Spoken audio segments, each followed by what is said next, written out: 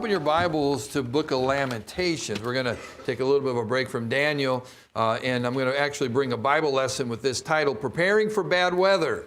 Thought that maybe the Lord would lead us to a message of this sort, but literally that is the topic tonight, Preparing for Bad Weather, and we're going to turn to Lamentations chapter number 3. That, of course, is after Jeremiah, and Jeremiah is after Isaiah. So Isaiah, Jeremiah, Lamentations. Lamentations chapter number 3 is also written by the prophet Jeremiah. So Jeremiah, God used him to write Jeremiah, and then God used him to write the book of Lamentations. Lamentations chapter 3, verse 21 is, again, the lesson tonight is very simple, preparing for bad weather. If you're with me, if you follow with me as I begin reading in verse 21. This I recall to my mind, therefore have I hope. It is of the Lord's mercies that we are not consumed, because his compassions fail not. They are new every morning. Great is thy faithfulness. The Lord is my portion, saith my soul. Therefore will I hope in him. The Lord is good unto them that wait for him, to the soul that seeketh him. Again, tonight, we're going to have a lesson, very simple, preparing for bad weather. Father, I pray you bless tonight in this message, that it would be an encouragement to us and a simple reminder. I don't believe I will say very much tonight that we don't already know, we don't already believe, and I hope and pray we don't already practice. And so tonight, would you use this to be a blessing to our lives? In Jesus' name, we pray. Amen. As we think about the reports now we're getting, and this is not just with this winter storm, by the way, did I tell you? I think they couldn't have picked a better name for it. Of all the different names, the name Fern, I love it. I love it.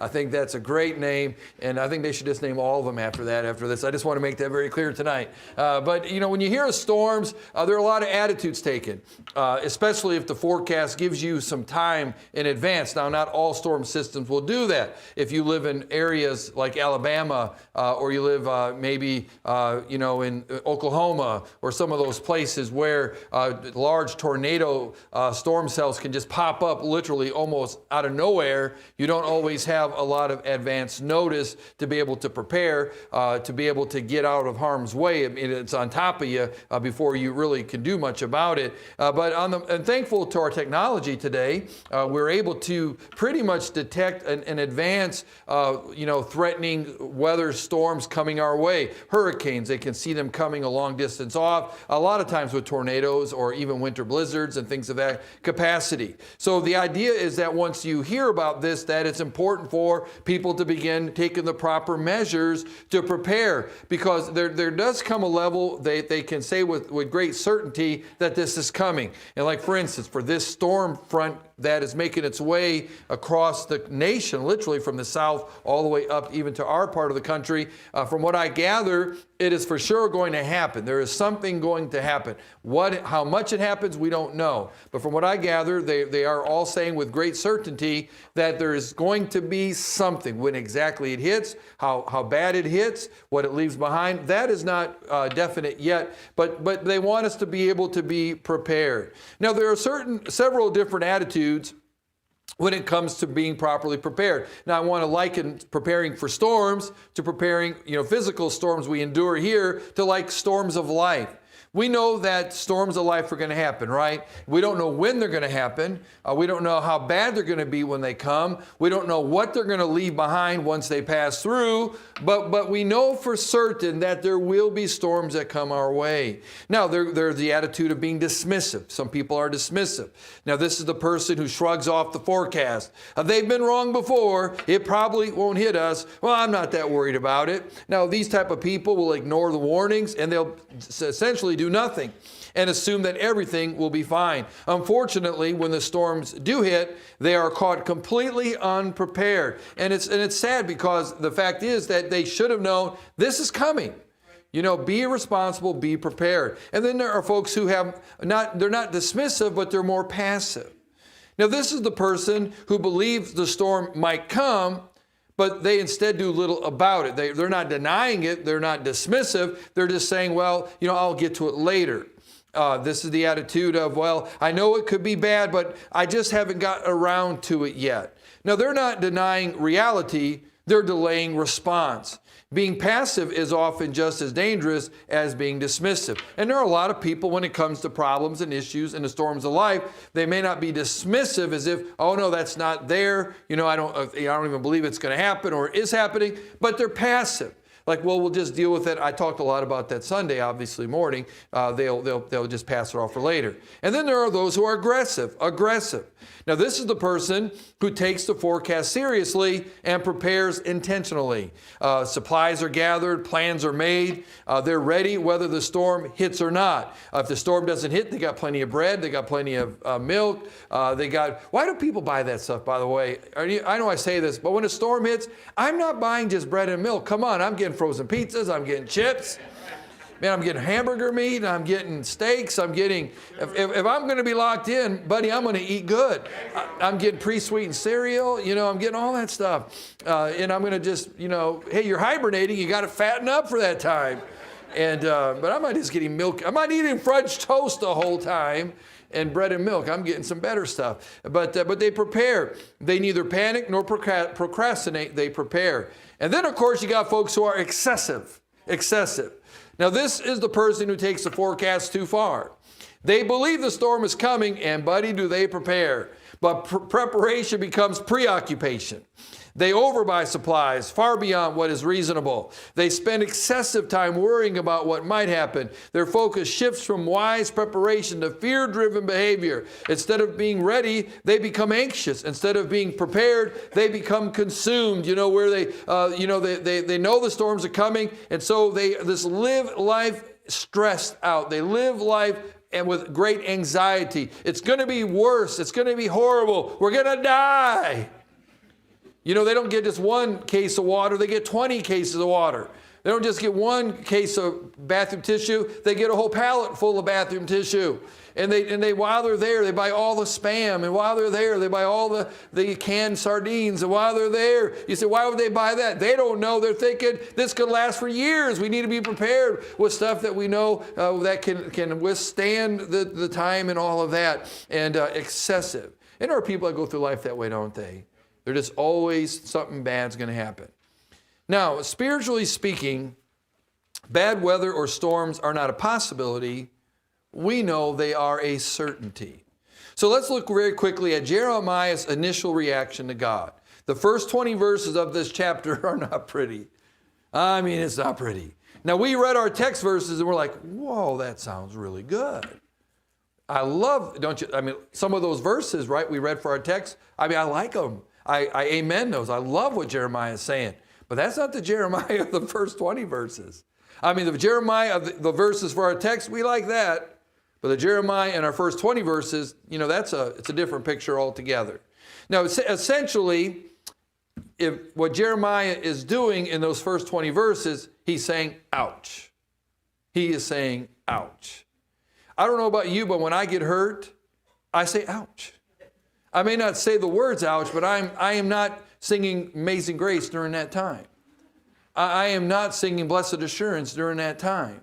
I'm not laughing and saying, oh, this is wonderful. Oh, stitches are going to be required. Wonderful. Oh, that's broken for sure. Oh, I've never broken a bone before. Oh, now I can say my bone's been broken. When we are injured, when we're in pain, we're going to react, aren't we? We're going to react to the pain. We're going to react to the injury. There could be crying. There could be wailing. There could be gnashing of teeth. There could be rolling on the ground. There could be kicking stuff. Now, that's not really smart, by the way. When you hurt something, why hurt something else? So if I get injured up in these extremities, probably the last thing I'm going to do is now hurt my feet. So now I've got hurt hands and I got a hurt foot. So you kick something real hard. Anybody ever done that before? I've done that before. Where you get hurt, you hit something because you're mad, and now your hand's broke. Well, now whatever you injured before is not hurting because now this hurts. But we all just have that, and even emotionally. Emotions get injured. Where if your bone is broken, it's broken. If you have a bruise, you're bruised. If you cut, you're cut. You can't say, well, I'm really not injured. No, you are. I'm really not feeling the pain. You're feeling the pain. And emotionally, that happens too. We get our hearts broken. We get, discouraged. We get wounded. There are things that happen in life, right, that cause us emotional. injuries. And even during those times, we say, ouch. So Jeremiah isn't hurt physically in these first 20 verses. Jeremiah is suffering emotionally. And Jeremiah in these first 20 verses, let's not judge him, because I like our text verses. It's not where you start, it's where you end up. We're all human. I don't care how much of a tough guy you are. You break a bone, you're in pain, sir. I don't care how tough you are. You know, if there are certain injuries that, you may be able to hide it, but it is hurting. And that's the way life is when it comes to emotional injuries. They're real. And Jeremiah is saying, ouch. So let's look at some of the characteristics of his pain. First of all, notice in the first 3 verses, he feels deserted. Now, this is how he feels. He's not saying this is right, by the way. He's not saying he's right in feeling this way. But this is how he really feels. He's being honest with his emotions. He's being honest where he's at. He doesn't want to stay here, but he is there. He feels deserted. Look at verses 1, 2, and 3. I am the man that hath seen affliction by the rod of his wrath. Talking about God. He hath led me and brought me into darkness, but not into light. Surely against me is he turned. He turneth his hand against me all the day. Now let me remind you, Jeremiah is saying, ouch, he's hurting. He's wounded. He doesn't understand. You remember, what is the name of the book of the Bible that we're studying from tonight? Lamentations. It doesn't say laughter. Lamentations. The city of Jerusalem has been pillaged. The children of Israel have been taken captive by the Babylonians. The royal seed of the king's seed have been taken captive. The walls are destroyed. The city is laid waste. The furniture or the utensils of the temple have been carried away into Babylon. There are just a few people left behind, Jeremiah being one of them. And they're the poor, they're the halt, they're the maimed, they're the outcast. The city is laying in waste. And Jeremiah doesn't understand. And he's probably wondering, why am I still here? Why am I among all this rubbish? God, I served you faithfully, and yet this is my reward for being your prophet? God, I did exactly what you want me to do. I said the words that you told me to say. And yet this is where I'm at. He felt deserted. Number 2, he felt distressed. He felt distressed. Now he's experiencing bad weather. This is bad weather. Look at verse 4. My flesh and my skin hath he made old. You know, God, it's aged me. The problem and the stress is so heavy. It's made me older than I am. He hath broken my bones. He hath built it against me, and compassed me with gall and travail. He hath set me in dark places, as they that be dead of old. He hath hedged me about, that I cannot get out. He hath made my chain heavy. So he feels deserted. He feels distressed, where the paths for progress and forward are blocked, where the walls that are around him feel unmovable. Number 3, he feels disregarded. He felt disregarded. Look, if you would, verses 8 and 9, he felt disregarded. And when I cry and shout, he shutteth out my prayer. He hath enclosed my ways with hewn stone, and hath made my paths crooked. He felt disregarded. He felt like his prayers were being unanswered. For some reason, heaven now has become silent to him. So he's saying, ouch. Now, he's not saying he's right. He's not saying that this is the way it really is. But he's expressing his pain and his hurt.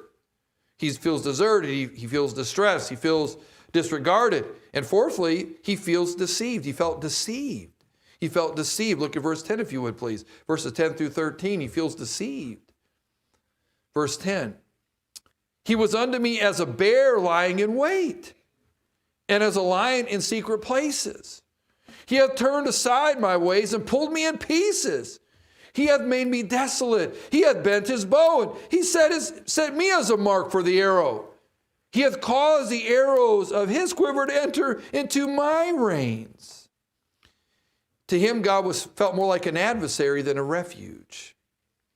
And then fifthly, he felt demoralized. He felt deserted. He felt distressed. He felt disregarded. He felt deceived. And fifthly, he felt demoralized, absolutely demoralized. Look at verse 14 through 16. I was a derision to all my people, and their song all the day, they were making fun of him. They were mocking him. He hath filled me with bitterness, verse 15. He hath made me drunken with wormwood. He hath also broken my teeth with gravel stones. He hath covered me with ashes. You know, this is the man that spoke for God. This was God's prophet. How is life turning out for you, Jeremiah? Look at you. Listen to you. Look at what's going on. And he felt demoralized. And then, of course, as a result of this, he became disheartened. He felt deserted, he felt distressed, he felt disregarded, he felt deceived, he felt demoralized, and then he felt demoralized. At number 6, he became as a result of this, naturally, he became disheartened. Look at verses 17 through 20. And thou hast removed my soul far off from peace. I forget prosperity. In other words, he's saying, I don't even remember what laughing is like. I don't even remember what happiness really is. I can't even recall anymore what it's like to look forward to the next day. And I said, my strength and my hope is perished from the Lord. Remembering mine afflictions and my misery and the wormwood and the gall, my soul hath them still in remembrance and is humbled in me. This is not a shallow despair. It is honest pain. The Bible did not sanitize Jeremiah's emotions. But now don't miss this now. Sanitize meaning that just, God wasn't agreeing with Jeremiah. And Jeremiah's not saying he's right. But God sanctifies them by showing us what he did. And I like this. It's what we do next. It's what we do next. Anyone that knows the life and ministry of Jeremiah, the prophet, knows that if anyone had a right to feel the way that he did, Jeremiah did. So let me give you the second main point. We have Jeremiah's initial reaction to God, and now we come to Jeremiah initiates a recovery because of God. So we have Jeremiah's initial reaction to God, but then we find we come to Jeremiah initiates a recovery because of God. Now before we get into the verses, being properly prepared, I remind us, and this is where Jeremiah was prepared for this. And I want to show us that there isn't anything new that Jeremiah does to bring him out of this. But Jeremiah falls back on the things he already did.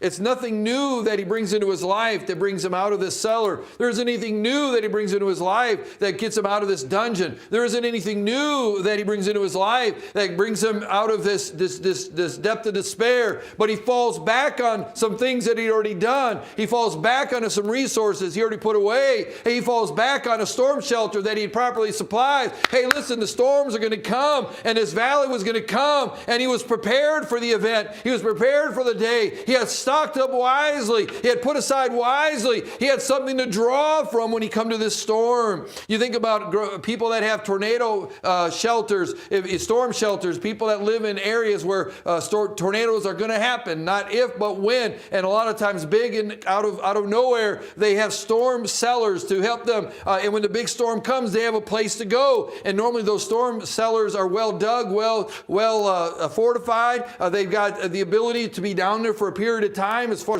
as some resources, some flashlights, some batteries, whatever it is, some water. You think in the snow belt. We lived in a snow belt for 2 years, and those people they were ready for it. They were ready. We had over 200 inches of snow. We had a 6.5-month winter. Did you all hear that? Our first year. No exaggeration. It was a 6.5, I'm going to call it 7. Let's round it up. It was it started in October and it didn't end till May. We had snow on the ground in May. Started in October. You do the math. I may be off on that. It might be more. I had to shovel my roof. It was so bad. We got over 200 inches of snow. Those people didn't bat an eye. We're like, how do you all live in this? We were going batty. They were having a blast. They were loving it. You know, they got out in it. I don't think we ever canceled church. Did we? They had snow plug. While we were in, one night we had a blizzard while we were in a Wednesday night Bible study. We had a blizzard. We were at a Wednesday night Bible study in a blizzard. And there were men out in the parking lot with their trucks having a blast. They were plowing during church. And that snow was coming. We came out of church and it was parking lot. You could drive away from it. And we made it home. People got out in it. If you didn't get out in it, you couldn't. If you stayed in when it snowed, you're never getting out. So, I mean, we didn't cancel school, but there was only one time I can remember canceling classes. And I don't remember any time ever canceling church services. And that was with 200 inches of snow over from October to May. And I'm talking Sunday school, Sunday morning, Sunday night. I'm not leading into something, by the way, thinking, so bless God, if they can do it, we can do it. Listen, we don't get it enough. Eat your raviolis that day, stay in, right? Hurricane areas, right? They fortify their homes and they have exit strategies. You have to do it. You think about preparing for storms, you're going to have flashlights, working batteries, working batteries that are essential, matches or a lighter, bottled water, non-perishable food items, and you just could be prepared. Like we were doing a little bit of preparation for this potential weather. You think ahead. Make sure you got the right kind of shovels if you would, or warm clothes, or whatever you're salt or for the ice that may come. And I've got all my winter gear ready to go. Got my gloves, my boots. I've got, if it's this cold, I'm going to wear this. If it's this cold, I'm going to wear this. You think you do that, Pastor? Oh yeah, I do it. I mean, I love it. I love it. Any of you like me? I love the challenge. Bring it on.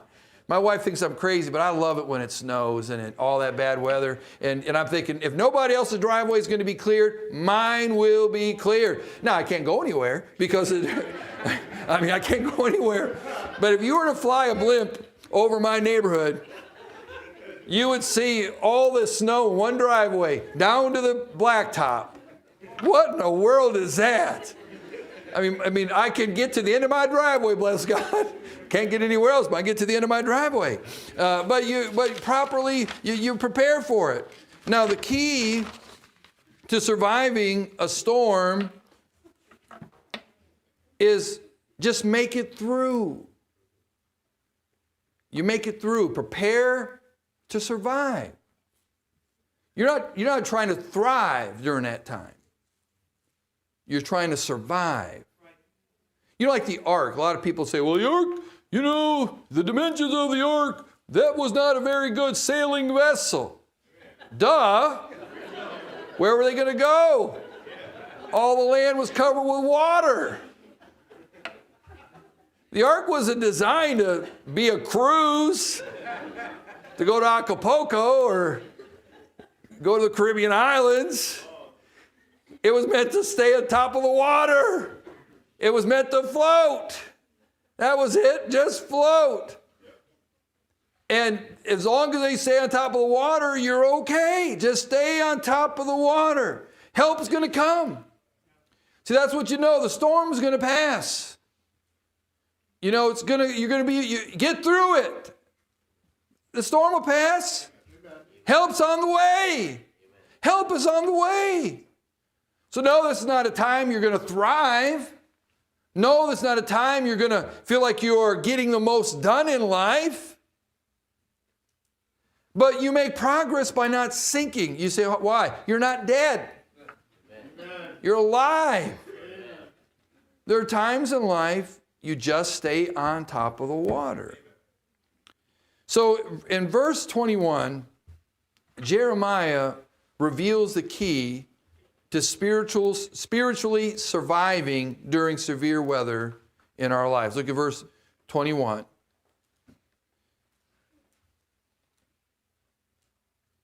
This I recall to my mind. Now, this is a new statement.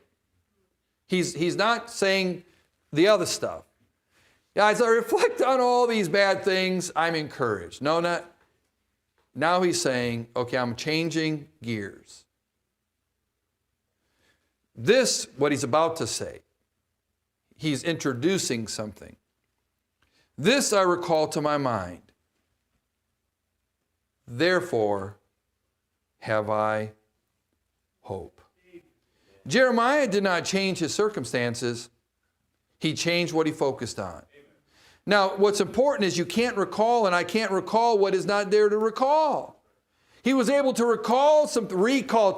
bring back to his mind because it was in there. There were some things he had put in his heart. There were some things that he experienced by the grace of God. There were some things that he had stored away. There were some things that he put back. And he could go into the riches of those resources and bring them back to his heart and mind now that he needed it. You can't recall what is not there. See, in a storm, we don't invent supplies. We draw from what we already have prepared. We can't say, abracadabra, I want some water bottles and I want some milk and I want some bread. No, you either have those three essential items stored away or you don't. It's got to be there. And so what he say, I'm recalling. See, there were some truths about his God that Jeremiah kept well supplied. I want to say this again. There were some truths about his God that Jeremiah had kept well supplied in case of rainy weather. Truths that were facts in his mind and heart of Jeremiah that he knew he could depend upon.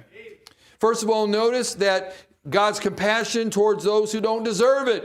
He had believed this beforehand. He knew that God has compassion towards those who don't deserve it. He was bringing his mind back that, because now he's thinking, I'm getting what I don't deserve. Man, I don't deserve this mockery. I don't deserve being left behind with all this carnage. I don't deserve my ministry being looked at as a failure. I don't deserve my health being gone because of how troublesome and how hard. I don't deserve all that. But now he's remembering some other things. But there are a lot of other things I don't deserve too. God's compassion toward those who don't deserve it. Look at verse 22. It is of the Lord's mercies that we are not consumed, because his compassions, plural, fail not. Now, mercy is the idea of not getting what one deserves. Grace is when God gives us mercy, we deserve mercy. Or we don't deserve mercy, and we deserve the punishment, and God gives us mercy. Grace, God bestows upon us something we don't deserve, and we don't deserve grace that's good, it's positive. Isn't it true that the majority of the times when we cry against God, get discouraged in God, feel abandoned by God, are the times when we are not getting from God those things we believe we deserve, or having to deal with the things negatively that we believe we don't deserve. Now, this is why Jeremiah first begins with God's mercy. See, Jeremiah would both be a hypocrite and ungrateful if he were to be upset at God for not giving him what he felt he deserved positive, knowing that God did not give him what he knew that he did negative. I mean, what Jeremiah deserved negatively was far bigger than what he felt God owed him positively. Jeremiah knew he was a sinner. Jeremiah knew that he was not righteous before the Lord on his own, but God's mercies and God's grace over and over again, God's compassion did not fail in the life of Jeremiah. Despite Jeremiah's shortcomings, God's compassion was there. Despite Jeremiah's failures, God's mercy was there. Despite when Jeremiah was not giving God what God deserved, was not giving God his best, when he was not at where he needed to be, God was willing to forgive Jeremiah. God was willing to give Jeremiah mercy. God was willing in his compassion to bless this man despite all his shortcomings. And Jeremiah said, as I look back and I see all the bad, and I don't believe I deserve all that, but then I think about all the bad that I do deserve, and God did not give me that. God's mercy, I would be both a hypocrite and I'd be ungrateful if I were to say, God, you shouldn't do all this for me, bad, when God also extended mercy to him when he deserved it. See, this puts everything else in its proper perspective. It'd be like a child that isn't sent to, think about this, a child that isn't sent to, bed early for blatant disobedience. all of a sudden gets upset for not getting whipped cream on his pudding for dessert. Thinking, what? You shouldn't even be eating pudding right now. You should be in bed.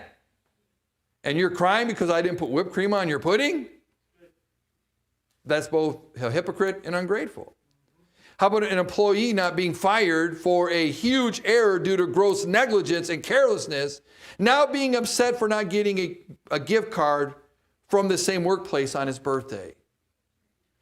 Buddy, you should be fired. What are you talking about? You're mad because they didn't give you a gift card to McDonald's? See, Jeremiah understood, I am a recipient of mercy. How can I be mad at God that has done so much for me? And then not only God's compassion towards those who don't deserve it, but how about God's faithfulness to who He is? God's faithfulness to who He is. Look at verse 23. They are new every morning. Great is thy faithfulness. You know, God will always act in character, and He will always be Himself. See, God's faithfulness is not seasonal. It does not depend on our performance. It does not depend on our emotions. It does not depend on our circumstances. God is always faithful. If God ceases to be faithful, He ceases to be God. Hey, God is always good. If God ceases to be good, He ceases to be God. He doesn't turn faithfulness on and off. He doesn't turn goodness on and off. God is always kind. If He ceases to be kind, He ceases to be God. These are attributes of God. These are characteristics of God. God doesn't turn them on and turn them off. These are not situational. These are not circumstantial. So Jeremiah knew that about God. No, I don't understand why this all happened. No, I don't understand why this is all going around me. But one thing I know, that God's mercies are renewed every day, and I've been a beneficiary of those mercies. Another thing I understand, that God is always who He is at all times, and my God is faithful. So I know through this all, He will be faithful to me. And then thirdly, God's faithfulness to those who are His. Not only God's faithfulness to who He is, but Jeremiah also knew, he stored this up, God's faithfulness to those who are His. Look at verse 24. The Lord is my portion, saith my soul. Therefore will I hope in Him. Jeremiah didn't just say, the Lord is my comfort. What did he say? The Lord is my portion. In other words, when everything else is stripped away, Jeremiah said, as long as I have God, I've got everything. I've got everything. I've got God. I'm God's. Are you kidding me? I'm God's.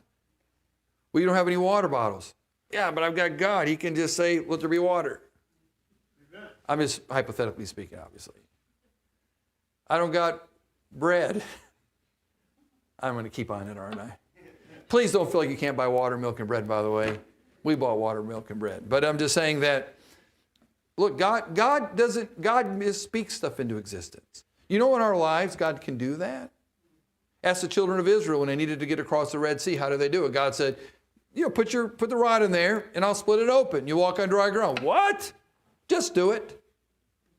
Remember Joshua needed to fight the battle. The battle wasn't done yet. He said, God, can you keep the sun up there for a little longer so we can finish this day, not have to carry this over the next day? God said, no problem. Sun, don't move. Remember they had no water in the wilderness and they were thirsty? There were no springs around. God said, just hit the rock, speak to the rock. If you think about a kid that grew up in the wilderness, they just thought water come from rocks. Then they probably went to the promised land. They were hitting rocks. Like, what's wrong with this rock?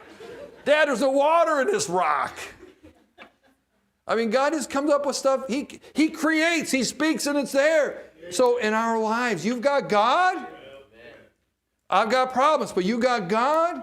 I've got questions, but you've got God. I've got impossible scenarios. Yes, but do you have God?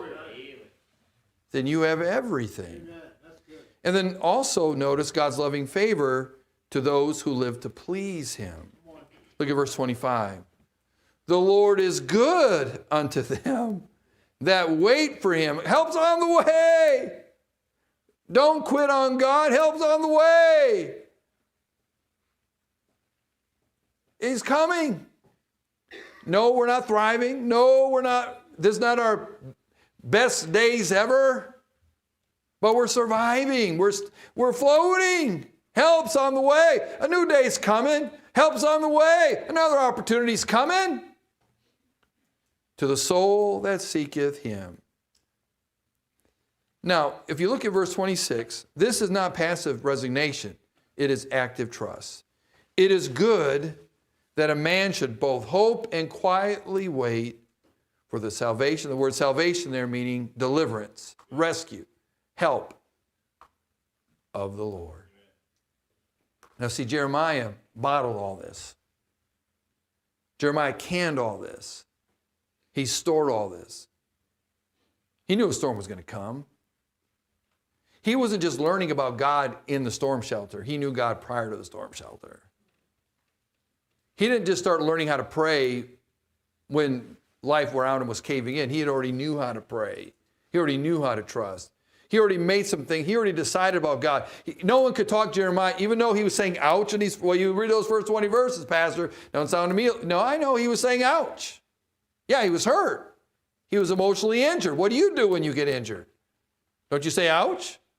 What do you do when you're hurt? Don't you react? It's not those initial reactions. It's not those initial responses, but it's what we do next. What's next?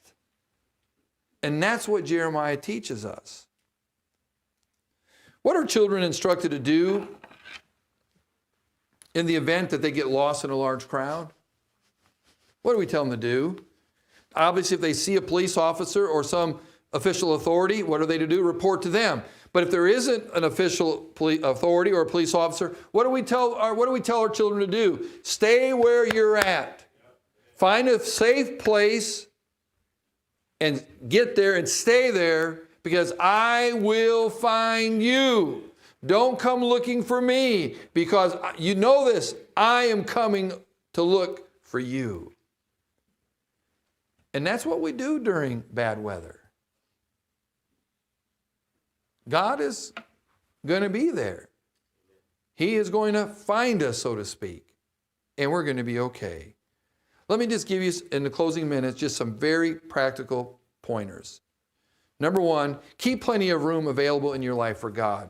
You got to keep plenty of room available in your life for God. Overcrowded hearts panic faster in storms. You got to make sure God is in, you got time for Him, time for your devotions, time for your private time in the Bible, time for church like you're doing tonight, time to serve the Lord, time for where you're focusing on God and you can learn about Him more, learn Him better, trust Him more. So keep plenty of room. People get so preoccupied with so much else, they crowd God out. Secondly, learn how to live by faith during good weather.